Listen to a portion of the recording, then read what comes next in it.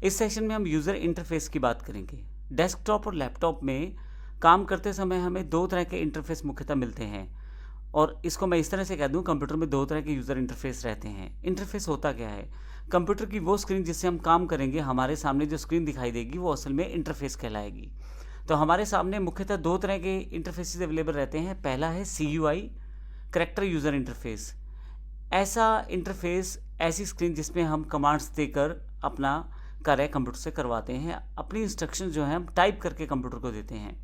यहाँ यदि आप पहला पिक्चर देखें तो एक कमांड प्रॉम्प्ट का पिक्चर है विंडोज़ में। यह विंडोज़ में एक करैक्टर यूज़र इंटरफेस माना जाता है, डोस। MS DOS, मैं यहाँ पे MS DOS की बात कर रहा हूँ। MS DOS एक करैक्टर यूज़र इंटरफेस है, यानी कि CUI है। इसमें मैं कमांड्स दे के कोई भी काम कंप्यूटर से ले सकता हूँ। दूसरा इंटरफेस जो है वो ग्राफिकल यूज़र इंटरफेस है, जिसमें हमारे पास आइकॉन्स या फ़ोटोज़ या पिक्चर्स या शॉर्टकट्स या स्क्रीन या डेस्कटॉप के रूप में हमारे सामने काफ़ी सारे ऑप्शंस रहते हैं। मुझे कोई भी काम लेने के लिए इनको प्रेस करना है, क्लिक करना है या होल्ड करना है। और यदि आप इसको इस तरह से समझें कि ग्राफिकल यूज़र इंटरफेस जो विंडोज़ है वो हमारा एक ग्राफिकल यूज़र इंटरफेस है, जबकि डोस जो है, अगर आपने डोस पे काम किया हुआ है तो डोस एक CUI यानी कि करैक्टर यूज़र इंटरफेस है। मैं फिर से बताता हूँ, करैक्टर यूज़र इंटरफेस, इसमें इनपुट यूज़र द्वारा दिए जाने वाले इंस्ट्रक्शन, कमांड या करैक्टर को कीबोर्ड द्वारा टाइप करके हमें देना है। डोज या CUI एग्जाम्पल्स हैं जो कमांड्स और इंस्ट्रक्शंस को हम लोग टाइप करके कंप्यूटर को देते हैं।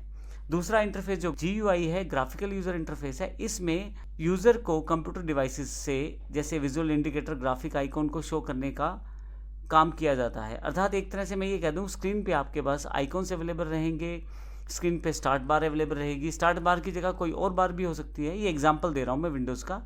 इसके अलावा डेस्कटॉप स्क्रीन अवेलेबल रहेगी, डेट टाइम आपके सामने इंडिकेटेड है, यानी कि आप माउस से वो सब चीज़ें देख के क्लिक कर सकते हैं।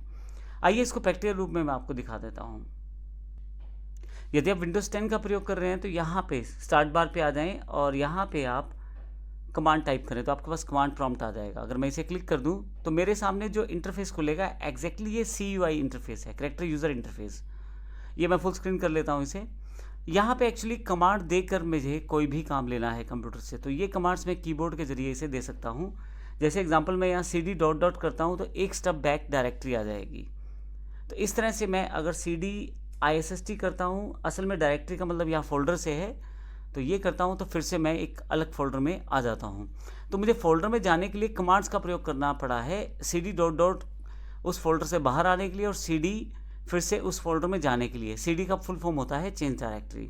तो ये एक CUI यानी कि कमांड यूज़र इंटरफेस का एग्जाम्पल है। ये MS DOS है जो मैंने प्रयोग किया है एग्जाम्पल के लिए। इसके अलावा यदि आप, मैं इसे हटा देता हूँ स्क्रीन से मिनिमाइज़ करके, मेरे पास यहाँ पे डेस्कटॉप की स्क्रीन अवेलेबल है। ये जो है मेरे पास GUI है, यानी कि ग्राफिकल यूज़र इंटरफेस। इसमें हर चीज़ अगर आप देखें तो आइकॉन्स में अवेलेबल है। माउस लेके जाएंगे तो पता रहेगा कि आपके पास कौन सा आइकॉन यहाँ पे है। नीचे की तरफ यहाँ पे स्टार्ट बार दी गई है, डेट टाइम दिया गया है, पीछे बैकग्राउंड में एक वॉलपेपर सेट है। तो ये एक ग्राफिकल यूज़र इंटरफेस का एग्जाम्पल है जिसमें मैं माउस के साथ देख कर क्लिक करके अपना काम ले सकता हूँ, जबकि CUI में आपके पास कीबोर्ड ही अवेलेबल रहता है कमांड देने के लिए। तो दोनों में ये डिफरेंस है। तो इस तरह से बात की जाए तो कंप्यूटर से जब कोई कार्य हमें लेना है तो दो तरह के इंटरफेसेस मुख्यतः रहते हैं, CUI और GUI।